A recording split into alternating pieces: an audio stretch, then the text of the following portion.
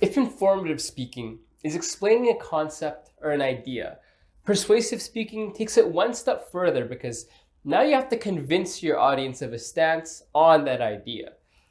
Persuasion is powerful. It has the ability to leave a lasting impact in someone else's mind and even change their course of action. And that alone is incredibly powerful. It's the reason why speakers like Martin Luther King Jr., Virginia Woolf, and Nelson Mandela can communicate their ideas to the masses and bring about social change and reforms that were against everything that society had believed. They needed to persuade. And maybe your goal isn't to start the next social revolution, but learning to persuade can be life-changing. Your voice and opinions become heard and considered, and you'll find yourself excelling in the workplace and educational settings, whether it be persuasive speech or asking for a job promotion. To understand how we persuade, it's best to start with how we're persuaded. For starters, we're not robots. We can't always be presented with someone else's conclusion and be convinced of its validity.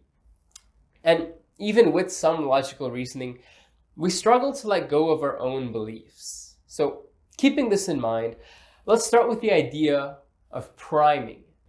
Priming your audience is presenting them with an idea that in some way contradicts what they currently believe.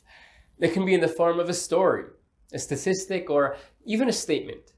Now, keep in mind this isn't a statement that contains your conclusions or even has to be supported by really strong reasoning, but it primes your audience for you to use logic to reach a conclusion.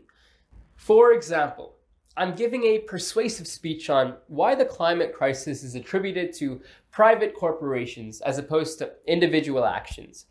As a primer, I could talk about government and media campaigns about personal carbon footprints and environmental responsibility. Then I could call into question how much individual actions actually contribute to climate change at large. This primes the audience to start doubting their previous knowledge about who is responsible for climate change and sets up a solid premise for my argument. The next step is appealing to logic, or as our good friend Aristotle would call it, logos. This is where you introduce your logical reasoning, leading your audience to the conclusion that you would like them to believe. One of the best ways to do this is what I like to call the if-then persuasion method. Using this method, you walk your audience through a step-by-step process of logical argumentation to reach a certain conclusion. Let's go back to my climate change example. My if statement could be based around the CDP Carbon Majors report, which identified that 71% of human carbon emissions since human-driven climate change was officially recognized can be attributed to only 100 companies. Our then statement starts to form a conclusion around what can be drawn from that. If what I just said was true, then that means that if we want to successfully combat climate change, it could potentially be useful to shift public perception from blaming individual actions to the actions of large corporations. You'd continue to build the argument as to why that is true in a systematic and step-by-step way. Another form of logical reasoning is point-counterpoint persuasion. This is where you bring up an opposing argument and show why this argument is not valid, while in the process persuading the audience of your own arguments. For example, I could say that even if we were to drastically reduce carbon emissions produced by individuals and households, at the rate that industry emissions are rising exclusively from consumer decisions, that void would be filled in a matter of years.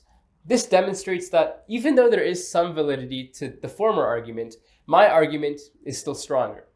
These 3 steps or methods can be applied to your daily life to make sure that what you say is more impactful and adds value to the logical conclusions that you want to communicate. Speech gives you the power to convince and compel when you learn to use it correctly.